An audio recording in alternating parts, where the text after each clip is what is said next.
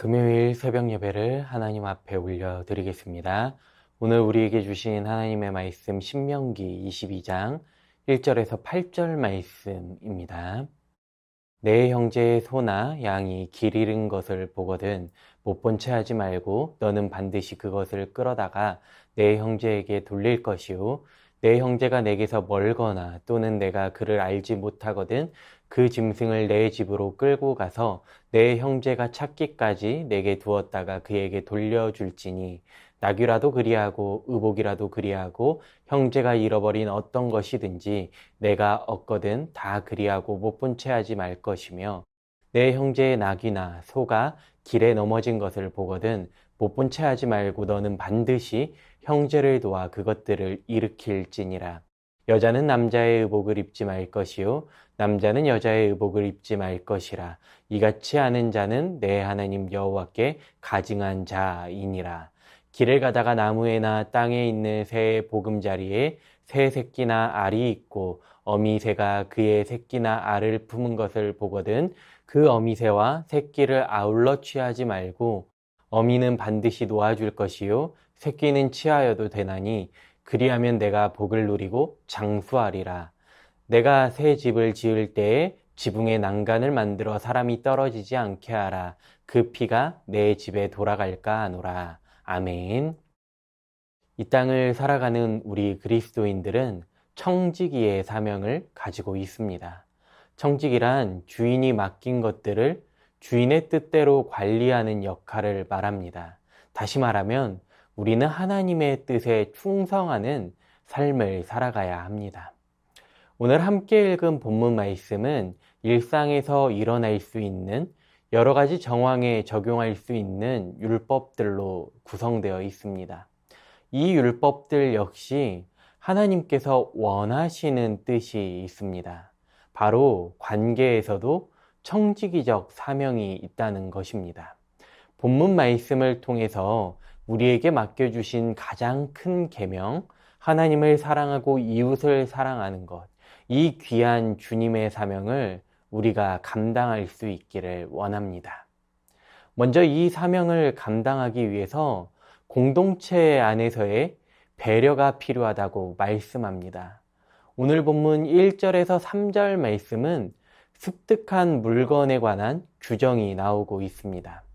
이스라엘은 서로 상관없는 사람들이 어쩌다가 모여 살게 되는 것이 아니죠.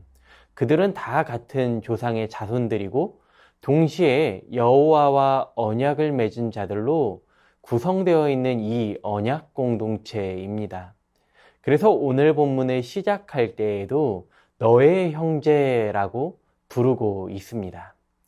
이 특별한 정체성은 그들에게 많은 특권을 주기도 하지만 동시에 서로에 대한 책임감도 남달라야 했습니다. 그래서 모세는 길을 잃은 소나 양이나 가축들을 보거든 못 본 채 하지 말고 그 짐승을 끌어다가 자신의 집에 두어 먹이면서 마치 자기 짐승인 것처럼 보살피며 주인을 찾아주라고 명령합니다. 출애굽기 23장 4절과 5절 말씀에서도 이와 비슷한 규정에 대해 말씀합니다.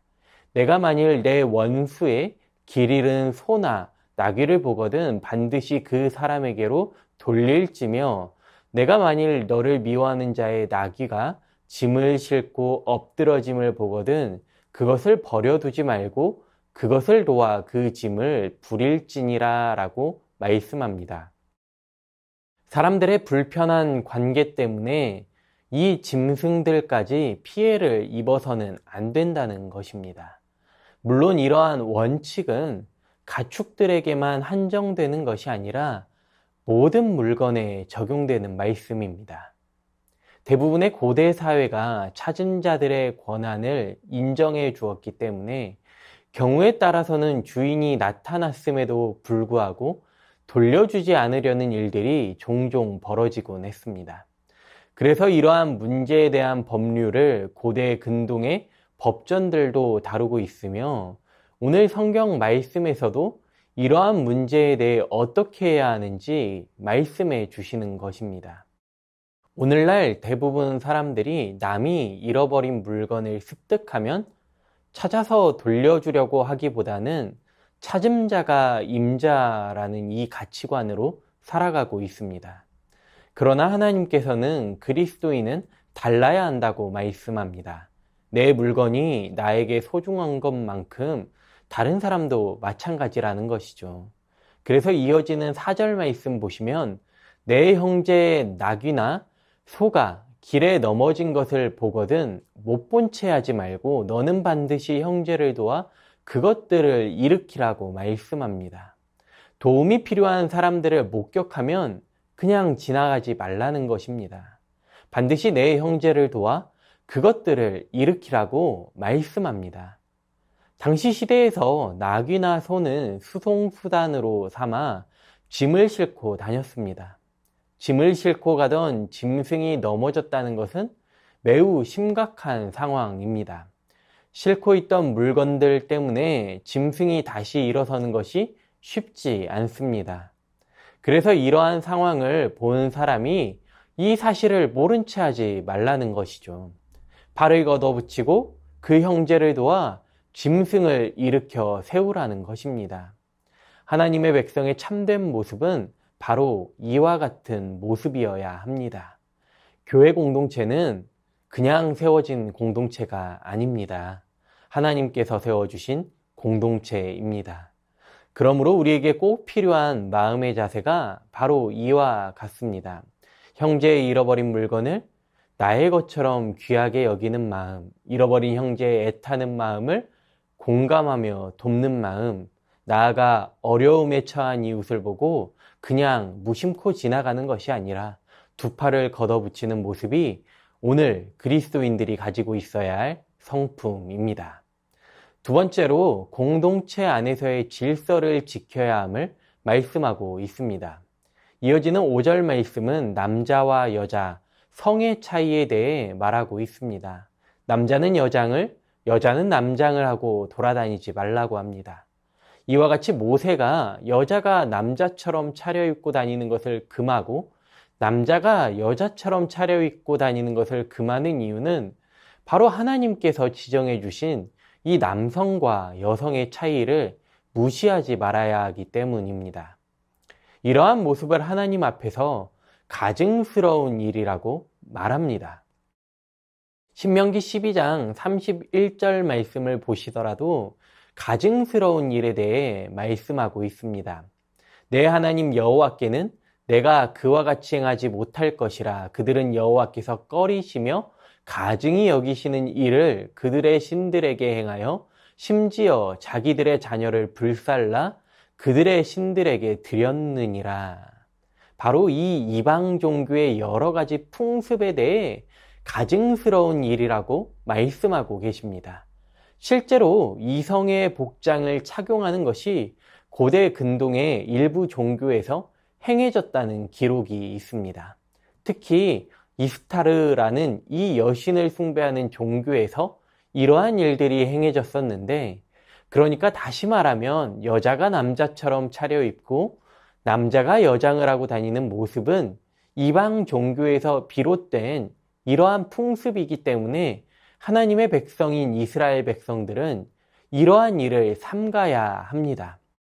교회 공동체 안에서 질서를 지킨다는 것은 다름 아닌 바로 하나님의 말씀 앞에 순종하는 것부터 시작됩니다. 말씀에 순종해야 합니다. 마지막으로 공동체 안에서의 생명을 존중해야 한다고 말씀합니다. 오늘 본문 6절과 7절 말씀은 길을 가다가 새가 둥지를 튼 것을 발견하고 그 둥지 안에 알이나 새끼가 있을 때에 알이나 새끼들은 잡아가되 어미새는 잡지 말고 놓아줄 것을 말합니다. 만약 새끼를 계속 낳을 수 있는 어미를 새끼와 함께 잡는다면 멸종할 위기에 처할 수 있기 때문이죠. 생태계를 보호하라는 의미가 있습니다. 창세기 1장 28절 말씀에서는 하나님이 그들에게 복을 주시며 하나님이 그들에게 이르시되 생육하고 번성하여 땅에 충만하라, 땅을 정복하라, 바다의 물고기와 하늘의 새와 땅에 움직이는 모든 생물을 다스리라 라고 말씀하십니다. 하나님께서 사람에게 주신 명령과도 같습니다.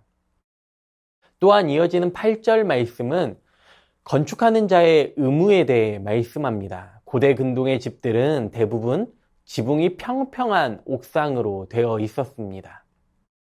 이 공간은 주로 가족을 위한 다용도 공간으로 활용됩니다.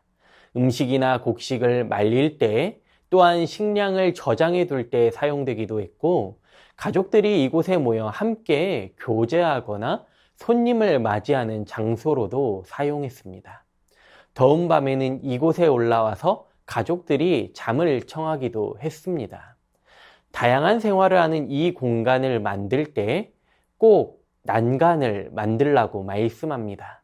안전사고를 예방하기 위해 최선을 다하라는 것이죠. 이것은 손님들을 위하여 필요한 것일 뿐만 아니라 가족들의 안전을 위해서도 필수적이었던 것입니다. 단순히 난간에 대해서만 말씀하고 계시는 것이 아니라 우리의 인생 가운데 죽음을 초래할 수 있는 위험 요소들이 있다면 하나도 남김없이 모두 제거하라는 말씀입니다. 삶의 모든 영역에서 적용되어야 하는 것이죠. 오늘 함께 살펴본 말씀의 내용들은 어쩌면 세상에서는 크게 중요하다고 생각하지 않을 수 있는 문제입니다. 또한 이러한 일들을 무심코 지나칠 수도 있는데 이것을 무심코 지나쳤다고 해서 범죄라고 말하기도 어려운 일입니다. 우리가 의식하지 않으면 지킬 수 없는 일이기도 합니다. 그러나 오늘 말씀에서는 이러한 일들에 대해 하나님께서는 분명하게 지켜야 한다는 사실을 말씀해 주십니다. 왜냐하면 하나님을 사랑하고 이웃을 사랑하는 참된 성도의 삶에 있어서 교회 공동체 안에서 나의 형제에 관한 일과 하나님께 가증한 일이 된다면 이것은 결코 어떠한 것도 가벼운 일이 될 수 없기 때문입니다. 대수로운 일이 될 수 없는 것이죠. 타협할 수 없는 문제가 됩니다. 오늘 우리 삶의 일상들을 돌아보며 점검해 볼 때 나는 이 세상의 원리대로 살아가고 있는지 아니면 하나님 나라의 백성으로 하나님 말씀 앞에 순종하고 있는지 점검해 보아야 합니다. 교회는 하나님께서 허락하신 귀한 공동체입니다. 주님께서 섬김의 본에 대해 말씀하실 뿐만 아니라 직접 섬김의 본이 무엇인지 삶으로 가르쳐 주셨습니다. 우리도 주님의 말씀을 따라 섬김의 본을 따라 하나님을 사랑하는 마음으로 교회를 사랑하고 하나님을 사랑하는 마음으로 옆에 계신 성도님들을 사랑하고 나아가 주님 마음으로 이웃을 돌보는 우리 교회가 되기를 소망합니다. 오늘 나의 삶 속에서 맡겨주신 귀한 사명 따라 주님께서 영광 받으시고 주님의 귀한 향기가 가득한 복된 하루 되시기를 간절히 소망합니다. 주신 말씀 기억하시면서 함께 기도하겠습니다. 작은 일에 순종하는 믿음으로 하나님께 영광이 되는 삶 살아가게 하여 주시옵소서.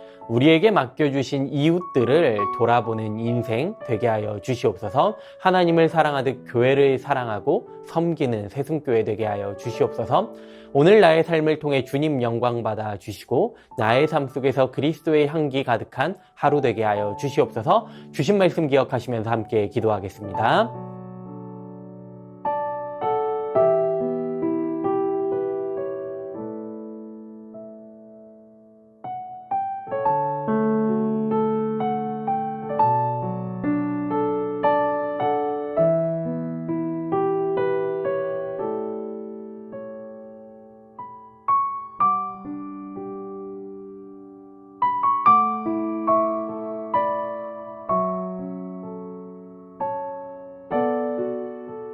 나라와 열방을 위해 기도합니다. 4월 10일 총선 가운데 하나님 역사하여 주시사 하나님을 경외하는 이들이 세워질 수 있게 하여 주시옵소서. 이단과 거짓 우상들은 무너지게 하시고 온 열방 가운데 복음이 선포되게 하여 주시옵소서. 전쟁의 아픔은 이제 그치게 하시고 주님 주시는 참된 평화와 평안만이 넘쳐나게 하여 주시옵소서. 나라와 열방을 위해 기도하겠습니다.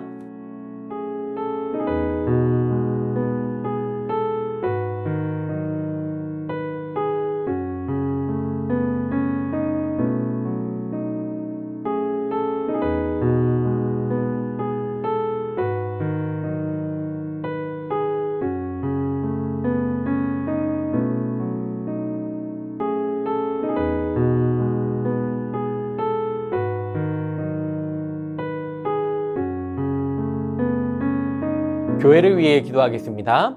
부활 생명의 능력이신 성령으로 날마다 변화되는 삶을 살아가게 하여 주시옵소서. 특별히 믿지 않는 가족들에게 구원의 은혜 베풀어 주시옵소서. 담임 목사님 성령 충만하게 하시고 세임과 능력과 지혜를 더하여 주시옵소서. 오늘 진행되는 시니어 야외 예배 가운데 좋은 날씨와 환경 허락하여 주시고 오고 가는 길 안전하게 함께하여 주시옵소서. 예비하신 풍성한 은혜 함께 누리는 시간 되게 하여 주시옵소서. 교회를 위해 기도합니다.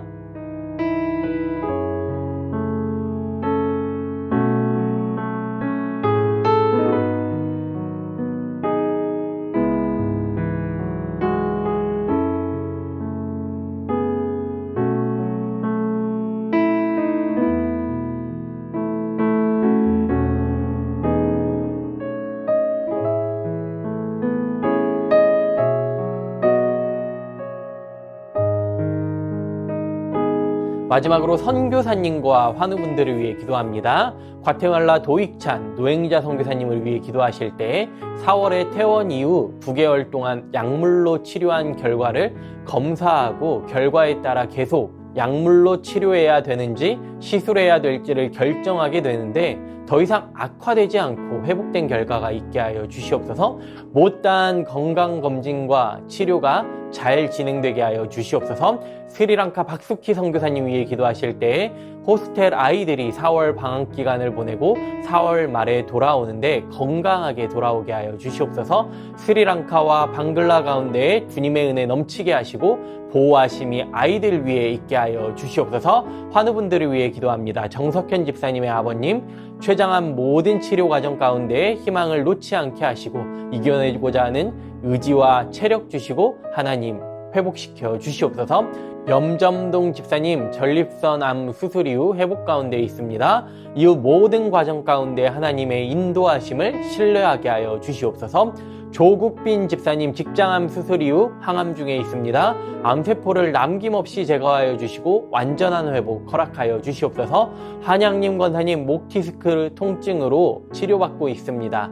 속기 통증이 사라져서 건강한 일상 살아가게 하여 주시옵소서. 최기숙 집사님 유방암으로 하암 중에 있으며 5월 중에 수술 예정되어 있습니다. 하암과 수술하는 모든 과정 가운데 하나님 역사하여 주시고 깨끗하게 치료되게 하여 주시옵소서. 김민정 집사님 갑상샘 암 판정받았고 수술 이제 마쳤고 방사선 치료 마쳤습니다. 이제 온전한 회복 허락하여 주시옵소서. 이정희 집사님 담도암 수술 이후 회복 가운데 있습니다. 완치까지 선하게 인도하여 주시옵소서. 이용님 성도님 등에 생긴 종양치료 위에 항암 중에 있습니다. 후유증 없게 하시고 완치까지 선하게 인도하여 주시옵소서. 권호순 권사님 계속되는 항암 가운데 많이 힘든 상황 가운데 있습니다. 면역력이 높아지게 하시고 체력이 생겨서 모든 항암의 과정을 잘 이겨내게 하여 주시옵소서. 노성빈 형제님 크론병으로 주사제 치료를 이어오고 있습니다. 피부 발진의 부작용이 더 이상 생기지 않게 하시고 살도 오르고 힘있게 생활할 수 있게 하여 주시옵소서. 이외에도 고부덕 권사님, 최경아 집사님의 아버님, 주한숙 권사님, 차영미 권사님, 용금덕 권사님, 김진옥 집사님의 어머님, 이기범 집사님, 강동엽 어린이, 이민남 권사님, 신혜남 권사님, 김인혜 집사님, 최혁기 성도님, 이길태 집사님, 김찬준 집사님, 김영자 권사님, 정승gun 권사님, 김봉남 권사님, 김광순 권사님, 박문천 집사님, 최혜랑 집사님의 아버님을 위해서 이외에도 수술 이후 회복 가운데에 계신 분들, 코로나와 독감으로 어려움 가운데에 계신 분들, 모든 환우분들의 몸과 마음을 회복시켜 달라고 마지막으로 선교사님과 환우분들을 위해 기도하시고 개인 기도하겠습니다.